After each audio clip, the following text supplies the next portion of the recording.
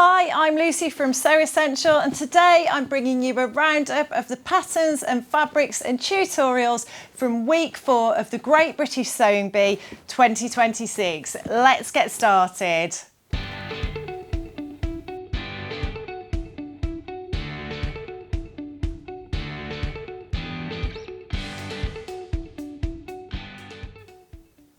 So week 4 was Mexico week, and we're thinking lots of bright colours, bold prints, florals, all those things that I absolutely love. And whilst the garments created were traditional Mexican garments in a lot of instances, so not necessarily wearable for every day, there are these lots and lots of inspiration that we can take from the episode last night to inspire us with some beautiful, brightly coloured, sunshiny makes. So the pattern challenge, first of all, was to make a folkloric top, which was created using a rectangle of fabric. A square was cut out for the neckline, finished with a facing, and then the bees used beautiful trims to decorate those folkloric tops. And I just had to show you these beautiful Prym elastics that we've got on our site, because they just really reminded me of lots of the trims and things that the bees were using last night, and you might want to use those somewhere in your sewing. We've also got lots of other trims and ribbons and things on the site as well. But in terms of the top, I chose a few different patterns inspired by that theme.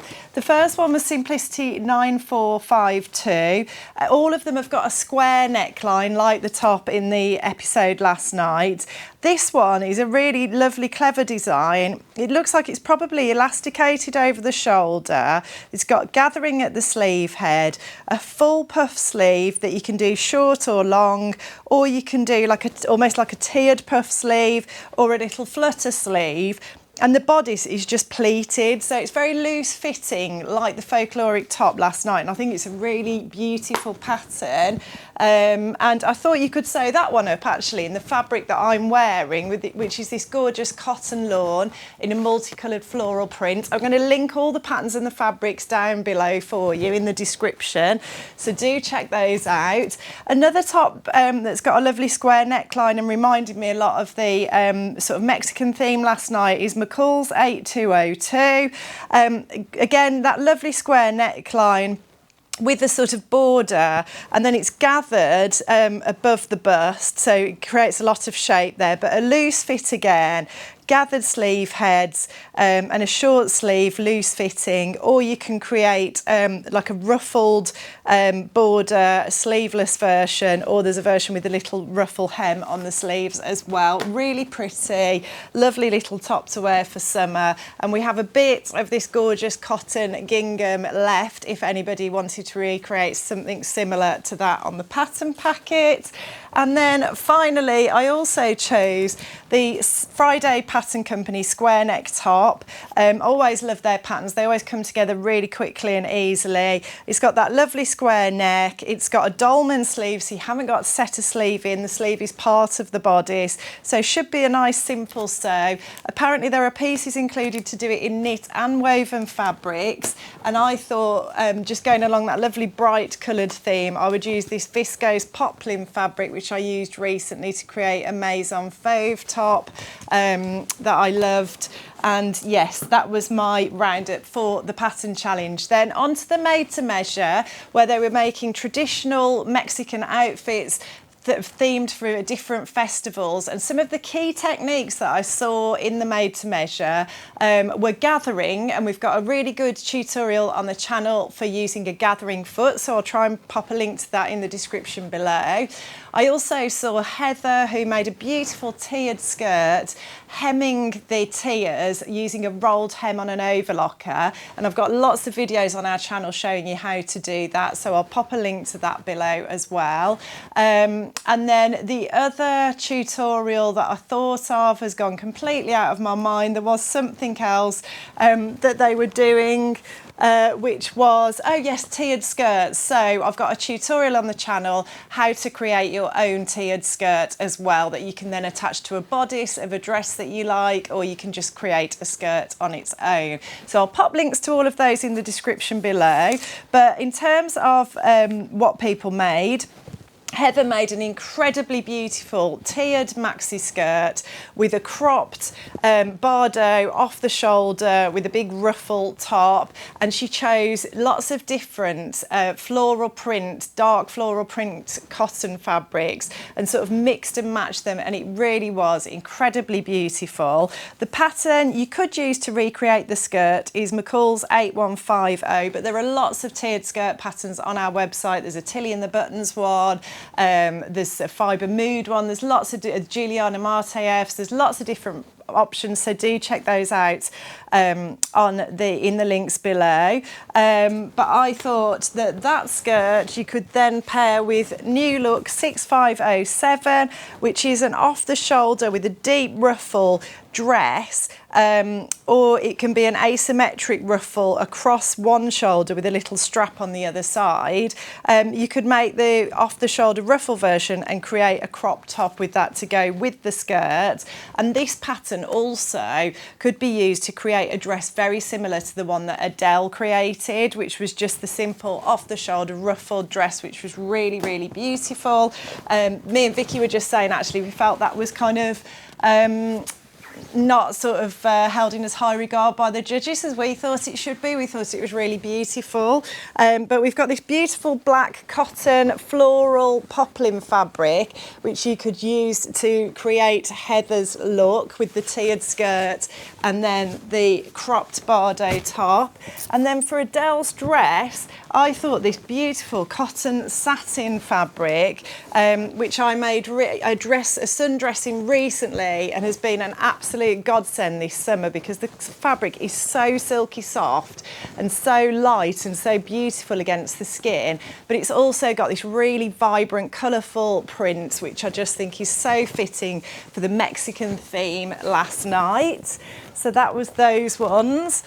Then Anna made a dress that was a very fitted bodice. It was princess seams. It had a little puff sleeve and then almost like a circle skirt, quite a full skirt. And again, you know, it was very, very sort of traditionally Mexican theme, very festivally, but I think we can take inspiration from the shape of that dress.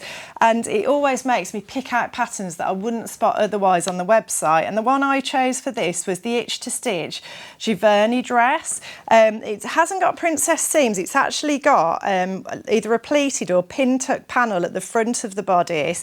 It's got bust darts. It's got the little slightly puff sleeves finished with a little cuff, and then it's got that nice full skirt. It's got princess seams at the back, and it's just a really pretty dress. It's got a little waist tie on it and just a really pretty, beautiful dress.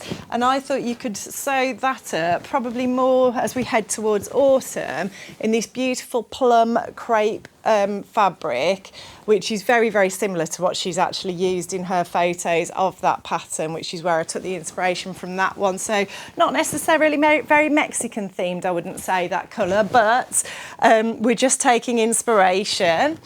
Next up, Beth made a really beautiful dress as well. I think she's really coming into her own. She's producing some gorgeous, gorgeous things. She made a fitted bodice. I think it had princess seams and again a little short puff sleeve. And then it had a relatively full skirt. Well, it wasn't massively full actually, but it was a maxi skirt, and then she'd got a ruffled tier on the bottom of that. And again, it made me spot a pattern that I wouldn't otherwise have spotted, that I thought actually is a very, very beautiful pattern, which is New Look 6341. And the skirt on it has got, I think they're inverted box pleats. I thought you could easily add a tier at the bottom if you wanted to, but it's got that lovely fitted princess seam bodice. You've got options for sleeves, sleeveless, a shorter skirt, a longer skirt, a high-low hem on one of the longer skirts. Lots of options to play with, but just a really beautiful silhouette and shape to this dress. And the fabric I chose, I took inspiration from Beth's version, and I chose this beautiful red spot viscose fabric, which is one of our most popular fabrics. Everybody loves this. It's a really beautiful quality, really lovely weight.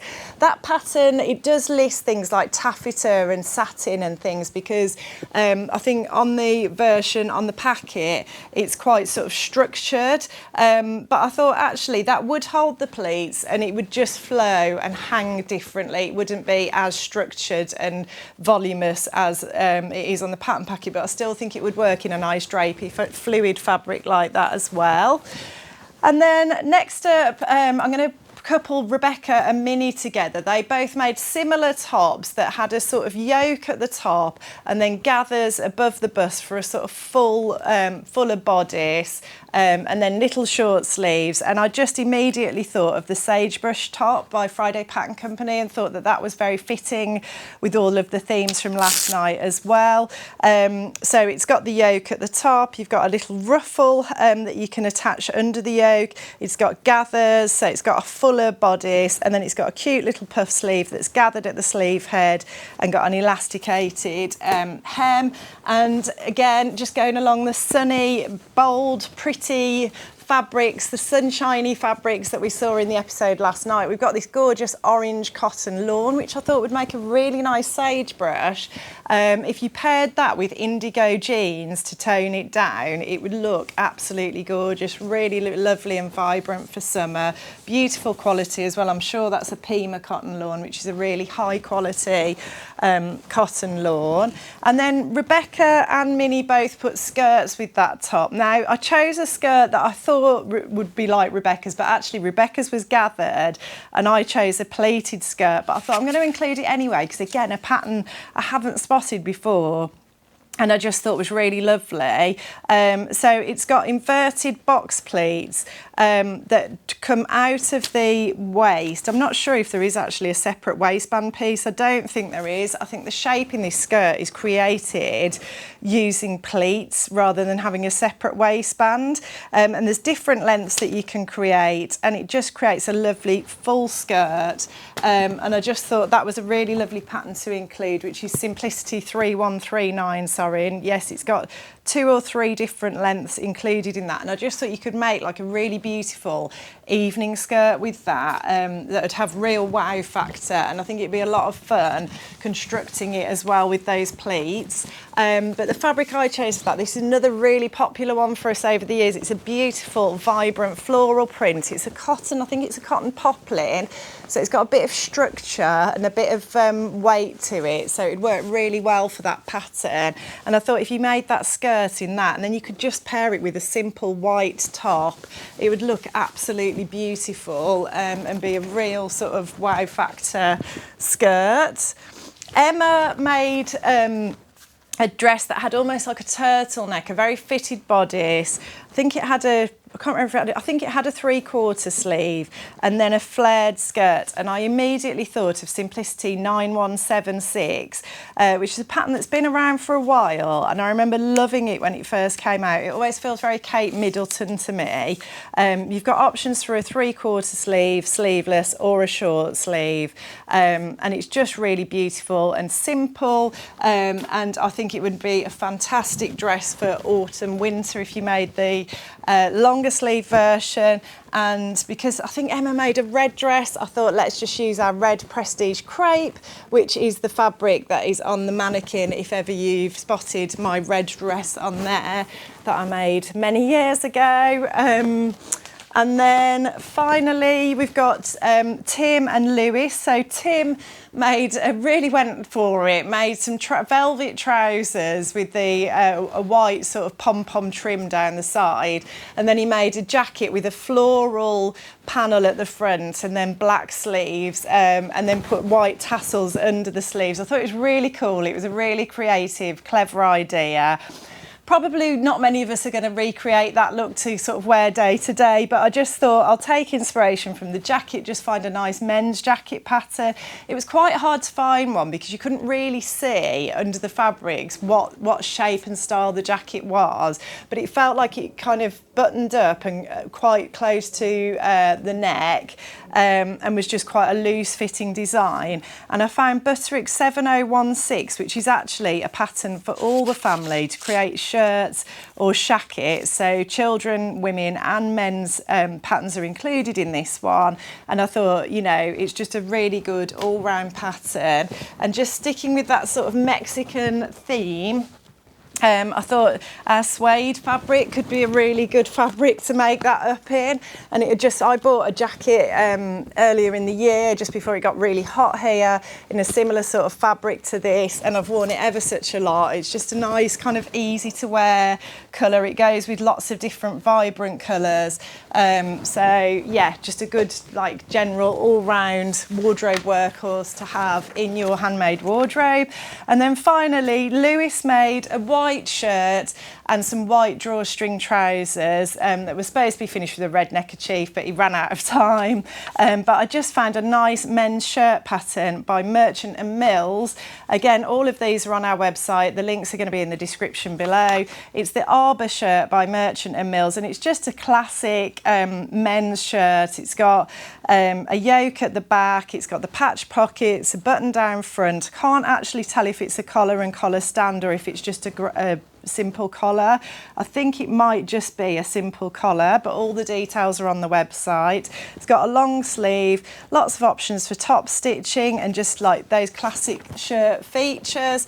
And I thought you could make that up in our cotton Ramie fabric if you just wanted to make a good simple white linen shirt. Ramie is very similar to linen, and you could do that, and that again would be another great wardrobe staple to have in your handmade wardrobe. So I hope you've enjoyed that today. As I said, everything's available on our website. I'll try and link the tutorials in the description below for you as well. Love to know your thoughts, what you enjoyed about last night, who was your favourite, what do you think is going to happen going forward, and I look forward to seeing you next time. If you like what you see, please like and subscribe, and that's it from me.